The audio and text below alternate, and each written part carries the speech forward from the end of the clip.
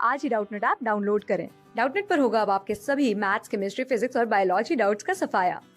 बस अपने क्वेश्चन की फोटो खींचो, उसे क्रॉप करो और तुरंत वीडियो सोल्यूशन पाओ।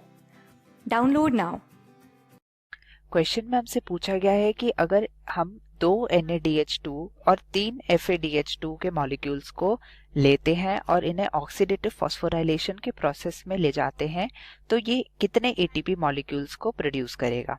बात कर लेते हैं यहाँ पर हम इलेक्ट्रॉन ट्रांसपोर्ट सिस्टम की। तो ये बनता है हमारे 5 कॉम्प्लेक्सेस से मिलके।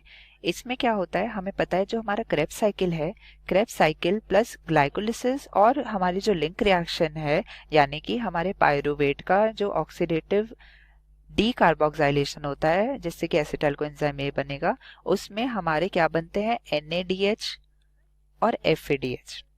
अब देखिए बेसिकली यहाँ पर ये NaDH2 क्या है। जो हमारा NAD है ये बेसिकली है निकोटिनामाइड एडेनिन डाई न्यूक्लियोटाइड और FAD क्या है, फ्लाविन एडेनिन डाई न्यूक्लियोटाइड। ये रिड्यूस होते हैं यानी कि ये हमारे ऑक्सीडाइजिंग एजेंट की तरह काम करते हैं। सबस्ट्रेट को तो ये ऑक्सीडाइज करा देते हैं, खुद ये रिड्यूस हो जाते हैं। तो रिड्यूस होने का मतलब यहाँ पर हम एक हाइड्रोजन अटैच कर देते हैं। अब यहाँ पर हाइड्रोजन अटैच होने के साथ एक प्रोटॉन भी अटैच हो जाता है, इसलिए इसे हम शॉर्ट फॉर्म में लिख देते हैं NaDH2। तो ये सिमिलरली हमारा FADH2 भी बन जाता है। तो ये आपने इन दोनों टर्म्स का मतलब समझ लिया। अब क्रेब्स साइकिल में क्योंकि ये NaDH और FADH बनते हैं और ये हमारे बेसिकली रिड्यूस हुए हैं तो इनके पास कुछ इलेक्ट्रॉन्स के पेयर होंगे। अब ये इलेक्ट्रॉन के पेयर्स जो ये NaDH और FADH हैं ये पास ऑन कर देंगे हमारे इन कॉम्प्लेक्सेस को। अब क्या होगा, इन कॉम्प्लेक्सेस के थ्रू हमारा जो इलेक्ट्रॉन है वो फ्लो करेगा। इलेक्ट्रॉन एक कॉम्प्लेक्स से दूसरे कॉम्प्लेक्स में जाएगा। अब ये जो हमारा ETS है ये हमारा कहाँ मिलता है, इनर मेम्ब्रेन किसकी, हमारे माइटोकॉन्ड्रिया की। अब देखिए इनर मेम्ब्रेन में अगर ये ETS प्रेजेंट है तो इनर मेम्ब्रेन के नीचे की तरफ क्या होगा, मैट्रिक्स होगा हमारे माइटोकॉन्ड्रिया का, और इसके ऊपर क्या होगा हमारा आउटर मेम्ब्रेन, क्योंकि 2 मेम्ब्रेन का होता है ना हमारा माइटोकॉन्ड्रिया। इन दोनों मेम्ब्रेन्स के बीच में क्या होगा, इंटर मेम्ब्रेनल स्पेस। ठीक है, ये तो चलिए हमने बात कर ली। अब यहाँ पर क्या है आप देख पा रहे हैं, अगर ये चीज जो यहाँ पर हो रही है, मान लीजिए ये चीज हमारी हो रही है हमारी इनर मेम्ब्रेन में, तो क्या हो रहा होगा यहाँ पर, बेसिकली ये जो मैट्रिक्स है, मैट्रिक्स में हमें पता है यहाँ पर प्रोटॉन्स की मात्रा ज्यादा होती है। तो शुरुआत में तो प्रोटॉन्स यहाँ पर ज्यादा होते हैं। अब यहाँ पर ये जो आप देख पा रहे हैं ये ब्लॉक्स बेसिकली हमारे अलग अलग वो हैं, कॉम्प्लेक्सेस हैं। अब यहाँ पर क्या होगा, फर्स्ट कॉम्प्लेक्स जो है NaDH डिहाइड्रोजिनेज, इस पर आता है हमारा NaDH2 और NaDH हमारा ऑक्सीडाइज होकर NAD बना देगा। अब यहाँ से क्या होगा, इलेक्ट्रॉन्स पास ऑन हो जाएंगे हमारे NaDH डिहाइड्रोजिनेज पे। अब ये इलेक्ट्रॉन पास ऑन होगा हमारे सेकंड कॉम्प्लेक्स से जाएगा, थर्ड कॉम्प्लेक्स, फोर्थ कॉम्प्लेक्स, ऐसे ये पास ऑन करेगा। और जो FADH2 है ये हमारा ऑक्सीडाइज होता है सेकंड कॉम्प्लेक्स पे जो कि है हमारा सक्सिनेट डिहाइड्रोजिनेज। तो ये FAD में ऑक्सीडाइज हो गया और इसने इलेक्ट्रॉन्स अपने सेकंड को पास कर दिया।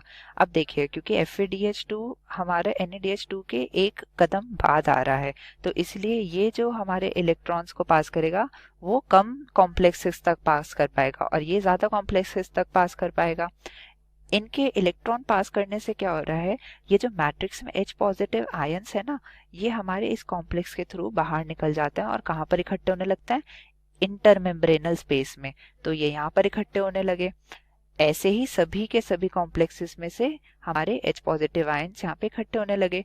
लास्ट में हमारा है जो कॉम्प्लेक्स नंबर 5 है जिसका नाम है ATP सिंथेज। अब क्या होगा आप देख सकते हैं, यहाँ पर जब सारे के सारे H पॉजिटिव आयन इकट्ठे हो जाएंगे तो यहाँ क्या हो जाएगा, pH कम हो जाएगी। ठीक है, pH कम होने की वजह से क्या होगा, यहाँ एसिडिटी हो गई। अब यहाँ पर क्या होता है, प्रोटॉन ग्रेडियंट तैयार हो गया। प्रोटॉन ग्रेडियंट क्यों, क्योंकि हमारे इस तरफ इंटरमेम्ब्रेनल स्पेस में तो प्रोटॉन की कंसंट्रेशन ज्यादा है और मैट्रिक्स में उसके मुकाबले कम हो गई।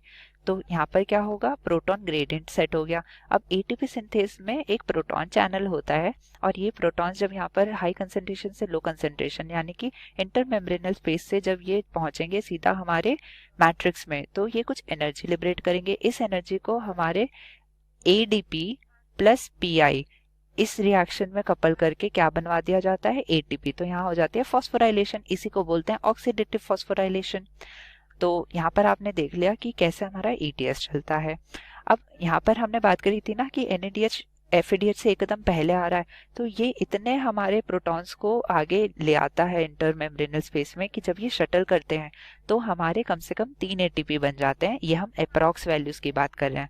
तो यहाँ पर हम लिख देते हैं कि एक NADH जब हमारा यहाँ पर हो रहा है इस ऑक्सीडेटिव फॉस्फोराइलेशन के थ्रू पास कर रहा है अपने इलेक्ट्रॉन्स को, तो ये हमारे 3 ATP बना रहा है अप्रॉक्स। ठीक है, अब हम अगर बात करें FADH2 की, जो कि एकदम बाद आ रहा है, तो ये इतने H पॉजिटिव आयंस को यहाँ इकट्ठा कर देता है जिससे कि हमारे यहाँ पर FADH की बात करें तो 2 NAD, 2 ATP यहाँ पर बन जाते हैं।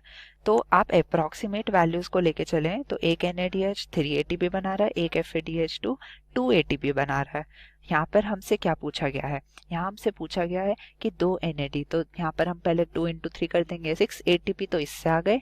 और यहाँ पर 3 FADH2 से बना रहा है कितने ATP, तो यहाँ हम कर देंगे 3 इंटू 2, तो ये कितना हो जाएगा 6। तो 6 प्लस 6 कितना, 12 ATP हमारे टोटल बन रहे हैं इनके इन्वॉल्वमेंट से। तो करेक्ट आंसर हमारा क्या हो जाएगा, करेक्ट आंसर हमारा हो जाएगा option D 12। Thank you. Class 6 से 12 से लेके नीट, IIT, JEE मेंस और एडवांस के लेवल तक 10 मिलियन से ज्यादा स्टूडेंट्स का भरोसा। आज ही डाउनलोड करें डाउटनेट ऐप या व्हाट्सएप कीजिए अपने डाउट्स 8400 400 400 पर।